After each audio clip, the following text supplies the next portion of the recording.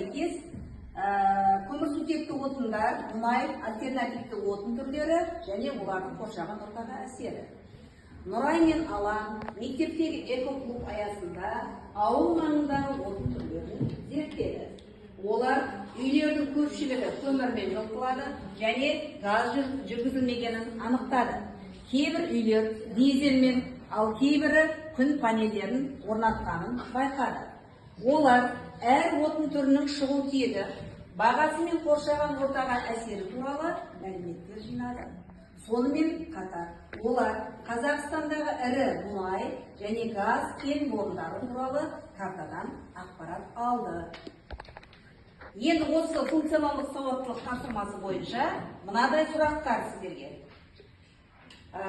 Төмендегі отын түрлерін шығу тегі бойынша бөліп жазыңыз. Көмір, табиғи газ, сутегі отыны, биоэтанол, мұнай, күн сәулесі, биогаз. Топтаңыз. А. Табиғи қазбалы отын. В. Альтернативті жаңғырмалы отын. Көмір мен мұнайдың жануынан қандай заттар бөлінеді? Қоршаған ортаға қандай зиянды әсерлері болуы мүмкін? Мысал келтір, ауа, топырақ, су, тіршілік иелеріне әсері. Қазақстандағы мұнай және газ кен орындарының үшеуін атаңыз. Олардың орналасқан өңірлерін картадан қараңыз. Мысалы, Қашаған, Қарашығанақ және Теңіз.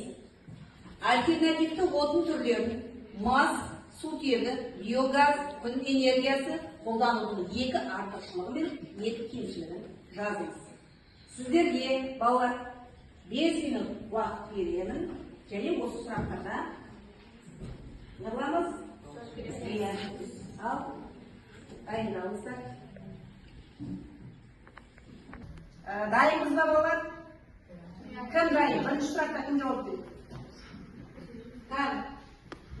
Жақсы, ертесі кім? Айталар.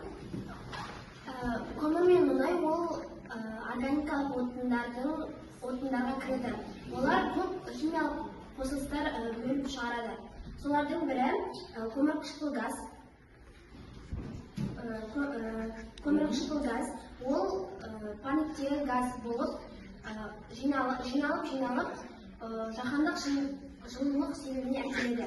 Және де әртүрлі қосылыстар шығарады. Олар болып келеді.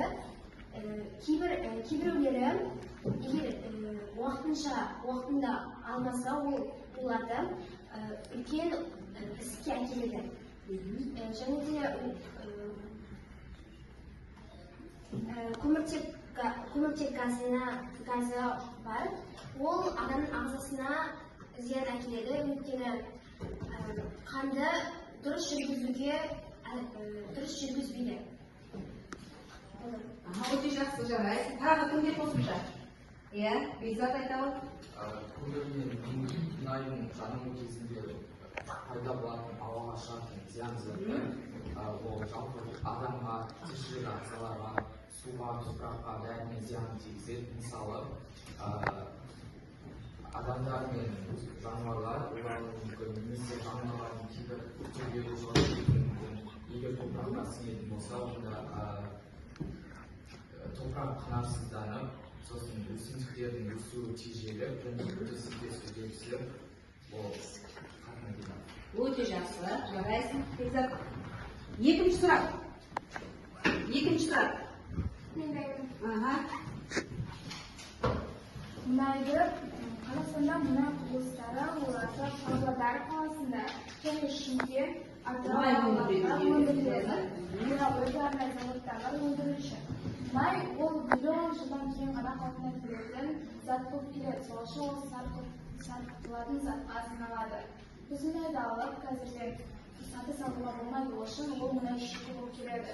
Оны арнайы заводтарға апарып, артық қалдықтардан және де судан тазалап, тауарлы мұнайға айналдырады. Өте жақсы. Жарайсың. Тағы Марлен. Мұнайды жер бетінен және су астынан өндіру әдістері бар. Осы мақсатта мұнайды сорып алатын арнайы құралдылар орнатылды. Жер астынан алынатын мұнай ішкі мұнай деп аталады. Осы способқа жер қыртысындағы жануарлар мен өсімдіктердің шөгінділерінен ұзақ уақытта пайда болады. Өте жақсы. Тағы. Иә. Жақсы, үшінші сұраққа көшейік балалар. Келесі сұрақ. Тыңдайық.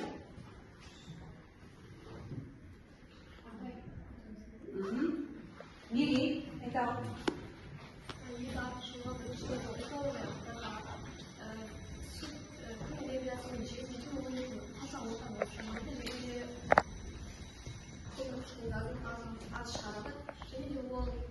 қайта жаңғырту бұл отын түрлері сатылмайды және де өнім қолдануға болады. Көрсеткілердің бірі бұл технологиялар, ол мұнай мен энергияны алу үшін жоғары технологиялар қажет және де ауа райға тәуелді күн мен жел энергиясы ол тікелей ауа райға байланысты және де ол жұмысты қиындатады. Иә. Сол альтернативті отын түрлерін басқаша, бірақ нақты қарапайым екі артықшылығы мен кемшілігі қолданылды. Оның біреуі табиғатты қорғайды. Көмір мен мұнайға қарағанда табиғатқа зияны аз. Сосын болашаққа тиімді. Ол энергия көзі сақталмайды. Сосын ұрпақтарға да тез жетеді. Кемшіліктері Қоршаған ортаға. арнайы құрал жабдықтарды қажет етеді. Оларсыз қолдану қиын. Сосын кейбір аймақтарда да күн мен жел энергиясын пайдалану мүмкін емес. Бізде мысалы альтернативті күн энергиясы мысалы қолданылады ма? Күн энергиясынан не алып отырмыз? Алып отырмыз, желден алып отырмыз, солай ма? Олай болса балалар отырағы өте жақсы, жарайсыз. Енді бүгінгі сабағымызды біз өзіміздің жергілікті жерімізбен байланыстырдық, иә балалар? Мына функционалдық сауаттылық тапсырмасы бойынша көптеген мәліметтер айтылды. Сіздерге түсінікті болды ма? Жақсы, балалар, жарайсыздар.